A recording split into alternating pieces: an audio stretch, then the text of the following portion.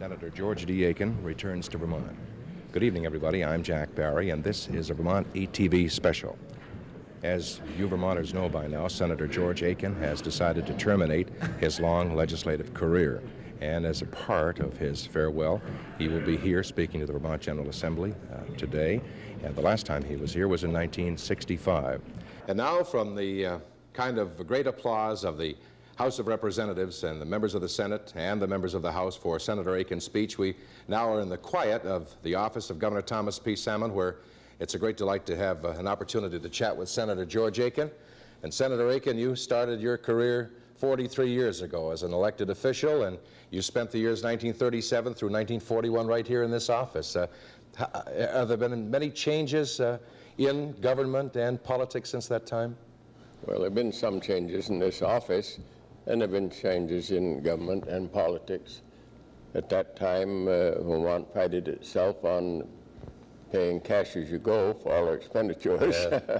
That's gone out of style now. Many of us and there have been a lot of changes, physical changes too. We didn't have any men's room right here in the corner like they have now. I don't know when they got that or what they had to do to get it.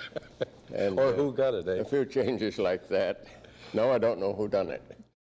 During the next 90 minutes, this program will present a balanced view, featuring descriptions of the atom as a source of power, and prominent opponents and proponents of the principle and use of nuclear energy, with emphasis on reactor safety, disposal of wastes, and the economics of power. Our guests are Donald Vandenberg, Vice President, Yankee Atomic and Vermont Yankee, and James McDonald, Radiation Protection Group Manager for Yankee Atomic. Gentlemen, Senator Abraham Ribicoff of Connecticut, who was one of the principal architects and managers of the bill that did away with the old Atomic Energy Commission as we knew it and set up two separate agencies, one of regulation, one of promotion, said recently, "We are nearly 30 years into the nuclear age, but still not near the point where we can safely harness the peaceful atom as a major substitute for oil." I wonder, Mr. Vandenberg and Mr. McDonald, how you react to that. Well, Jack, my reaction to that is that as an operator, I believe we do have a very viable alternative to oil as a fuel.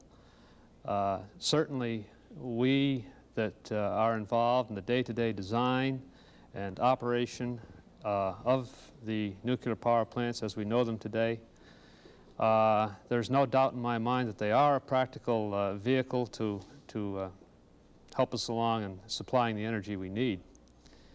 It'll be a while in coming, certainly, but the full development of these plants, but in time we'll have a very viable industry. General Westmoreland also is the author of a book published by Doubleday titled A Soldier Reports, a memoir of 40 years in uniform, a unique Vietnam experience. General Westmoreland, it's a great pleasure to have you here. Pleasure to be with you, Jack.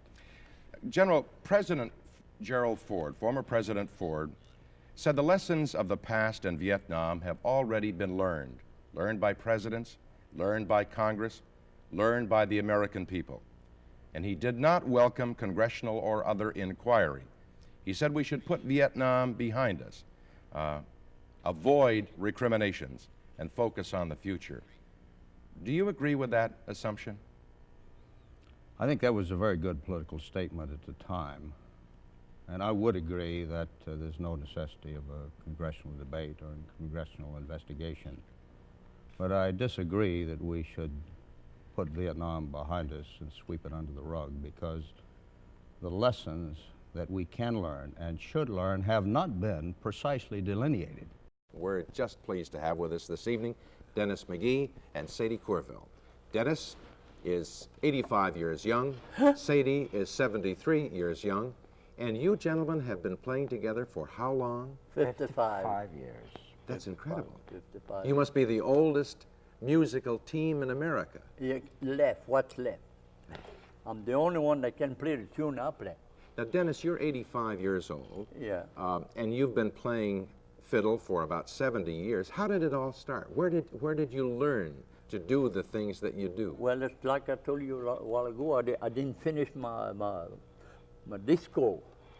He went to Villeplat, he bought me a little violin, a red violin, and he had string and he had the bow and everything, and he tuned him up, and he played that tune I just played. Would you try that again, that little tune, that the Yeah, first tune that you learned?